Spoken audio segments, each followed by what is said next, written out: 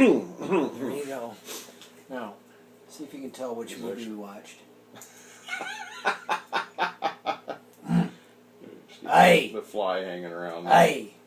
So this is the third degree review of Keith Afner's Karate's June homework. So we're reviewing the Karate Kid, the original, with Pat Morita as Mr. Miyagi and Ralph Macchio as Daniel-san. Yes. Elizabeth Shue is Daniel-san's girlfriend. Allie. That's correct. Yeah. So I haven't seen this movie probably in at least 20 years. Longer for me. It originally came out in 1984, so I probably saw it in the theater. And I was a little concerned to watch this one again, I have to say, because I thought that, back then I hadn't taken any martial arts, so I probably thought that the martial arts was all great. Mm-hmm. And I was afraid coming back that I was going to see this and go, ooh. Cheesy moves and, obvious things that just wouldn't work. And but after watching it again, it wasn't that bad. Not really. It was the fighting school sensei was a little over the top and a little violent. Teaching his students to be mean, to hurt people. And Miyagi, on the other hand, was teaching Daniel that with karate training, you learn not to fight. Right. So, if you look at the movie as a whole, it's definitely a product of its time. It's definitely a 1980s movie. Mm-hmm. The filming style was from that era. Obviously, all the costuming and the wardrobe was all from that time period. The hairstyles.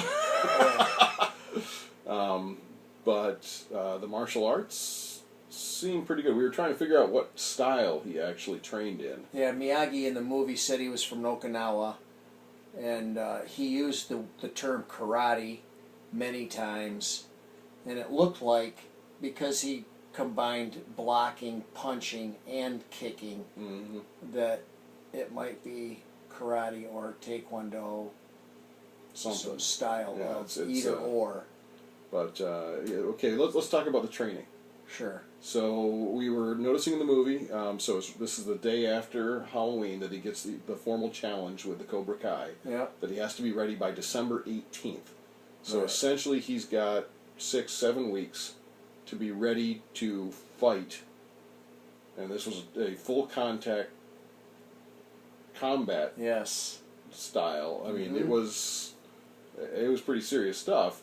So you got 7 weeks to go from he's taken a couple classes at YMCA to being able to fight against a fighting school champion. Right.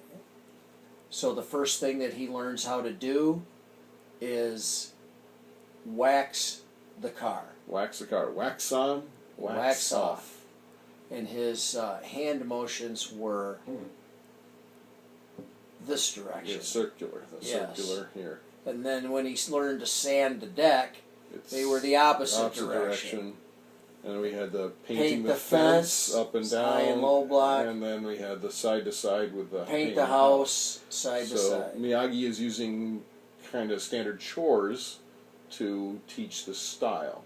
The movements he was going to use to block and punch. Specifically to block. Yes. His whole focus is on defense. That's right. So, because his idea is that karate is to learn how not to fight. Right. So, we have very focused on the defense first. Yeah. Followed by balance. Yeah, balance was the last thing that he learned. No, it was the second to last thing, because the last thing he learned was punching. That's right. Because he said, you learn balance first. Balance is without any balance. And likened it to balance in karate to balance, and likened it to what he should learn how to do in his life. In life, yeah.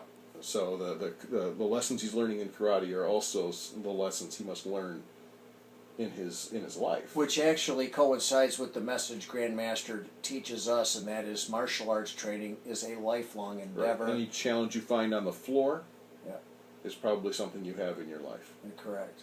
So it was kind of fun to see Miyagi kind of echoing Grandmaster's lessons that we've learned. Sure. I wonder if he got any tips from watching the Karate Kid. We'll have to ask him sometime. Yeah, the next Master T ceremony. Yeah, there we go. Great question. So, and then of course the big thing we have is the tournament. Sure. And again, I was a little concerned that we were going to see some pretty cheesy stuff. And now I will admit that some of the moves were very Hollywood. Yeah, for sure. I mean, there were big high kicks, and if you've ever watched like Olympics Taekwondo and stuff, it's very quick, very sharp, very direct to the point. There's none of these big spins or anything like that. Right, no circus. Still, for all that, it wasn't so unrealistic that I was in agony over it. No, I was actually pleasantly surprised. There was a lot of the scenes that I had not recalled from the first time that I saw the movie, and it was easy to follow. It didn't make me think that I needed to stop watching it because it was just unrealistic beyond unrealistic. It was believable. And even the one point where Miyagi is defending him against the Cobra Kai people, all 5 of them jump Daniel-san. Yeah. And I was thinking it's going to be that, the bad guys come one at a time. Yeah. But it really didn't feel like it that much. No. It almost felt like his moment of surprise. He took out a couple of the guys, and then in the confusion, he's able to take them out one at a time. It's not that they're waiting; it's that they're shocked. And they didn't get back up after being dropped to the ground and fight some more. I mean, he knocked them down. He knocked them down, and they stayed down. Yeah, that was because you see any of these martial arts movies. These guys take a beating and they continue to get back up again. They don't ever stop. I mean, have you ever gotten hit accidentally in the head or whatever? Yes, I have. I mean, I was sparring with a guy one time, and he fell out of control and just came around with his arm loose and hit me in the jaw. Yeah.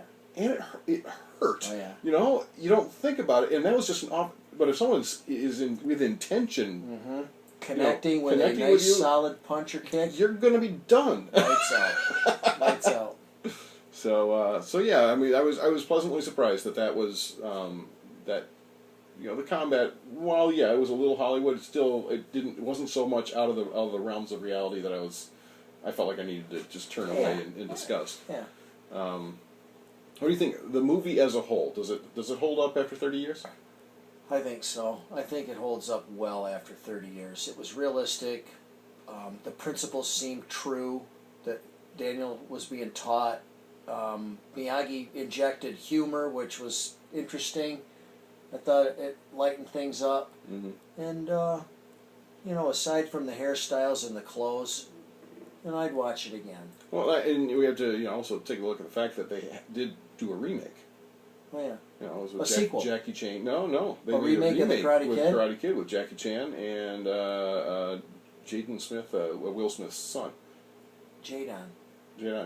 Yeah, they basically made a remake of Karate Kid. Oh, okay. And it's just out a few years ago. So obviously someone thought it was for sure a good enough story that it was worth doing again. So I guess 2 thumbs up. Yeah, 2 thumbs up. 2 thumbs up on that one. It was a fun movie to watch again and kind of remember those times and remember going to the arcade and stuff like that as a kid. And well, I watched that movie in the movie theater, and I don't watch a whole lot of movies at the theater, so it brings back good memories for me. So I guess you're gonna be going out and looking for that bonsai tree, huh? Nice. So that's it for Greg Peters and Mike Forner. Our review of Karate Kid for our 3rd degree homework. So, Sayonara. Sayonara.